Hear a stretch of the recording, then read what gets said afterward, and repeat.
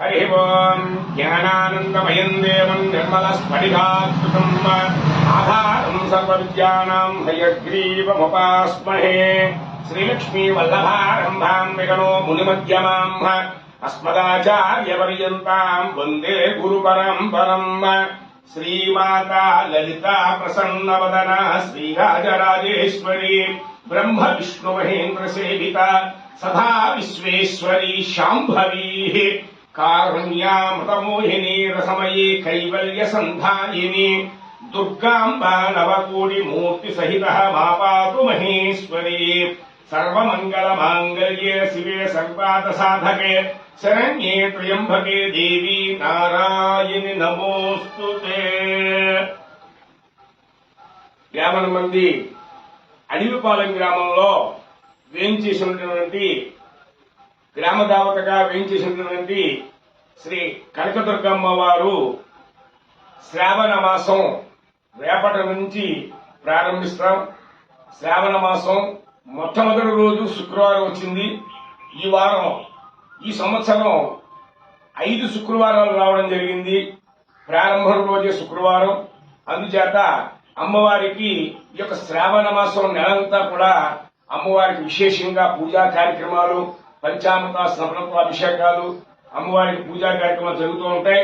అదేవిధంగా రేపు శుక్రవారం నుంచి ప్రతి శుక్రవారం కూడా ఈ 5 వారాలు కూడా ఉదయం 8 గంటల నుండి 10 గంటల వరకు కూడా భక్తులందరి చేత కూడా కుంకుమార్చన కార్యక్రమాలు, వారి యొక్క గోత్రనామాలతో పూజా కార్యక్రమం నిర్వహించడం జరుగుతుంది.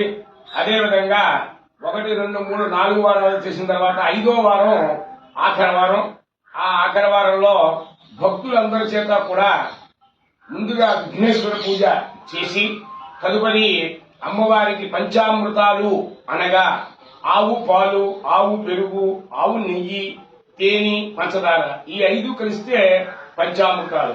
ఆ అమ్మవారికి పంచామృతాలతో అభిషేకం, తదుపరి పలు రకాలైన పళ్ళుతో కూడా అభిషేకం జరపబడుతుంది. నారికేలతో కూడా అభిషేకం జరపబడుతుంది. తదనంతరం సుగంధ ద్రవ్యాలతో కూడా అభిషేకం జరుగుతుంది అమ్మవారికి. ఆ యొక్క సుగంధ ద్రవ్యాలు అనగా మొట్టమొదటిగా గంధం, తర్వాత పన్నీరు, సెంటు, లవండ్ర, ఒట్టివేళ్లు మొదలైనటువంటి సుగంధ ద్రవ్యాలతో కూడా అమ్మవారికి అభిషేకం చేసి నూతన వస్త్రాలని అలంకరించి మరియు పూలాలంకరణ కూడా చేసి తదుపరి భక్తులందరి చేత కూడా సామూహికంగా కుంకుమార్చన కార్యక్రమాలు నిర్వహించబడతాయి. ఆ కుంకుమార్చన కార్యక్రమంలో పాల్గొనే భక్తులందరికీ కూడా రాగి ప్రతిమను ఈ కమిటీ వారు అందరికీ కూడా ఇవ్వడం జరుగుతుంది. ఆ ప్రతిమకు అందరూ కూడా సామూహిక కుంకుమార్చనలు చేసుకుని తదుపరి ఆ యొక్క అన్న ప్రసాదాన్ని కూడా ఆ రోజు ఇవ్వడం జరుగుతుంది. అదే రకంగా ఈ యొక్క పంచామృతాలు, సుగంధ ద్రవ్యాలతో అందరూ కూడా భక్తుల అందరి యొక్క స్వహస్తాలతో వాళ్లే చేసుకునే విధంగా ఇక్కడ కమిటీ వారు ఏర్పాటు చేయడం జరిగింది. ఇప్పుడు ప్రతి గుళ్ళలో కూడా ఇచ్చినట్లుగా కనుక అర్చక స్వామి చేస్తారు. కానీ ఇక్కడ విశిష్టత ఏంటంటే భక్తులందరి చేత కూడా పంచామృతాలు, సుగంధ ద్రవ్యాలతో అభిషేకం నిర్వహించబడుతుంది.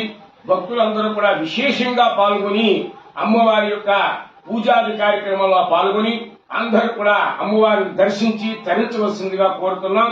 ఇట్లు ఆలయ కమిటీ, అడవిపాలెం కనకదుర్గమ్మ దేవాలయం.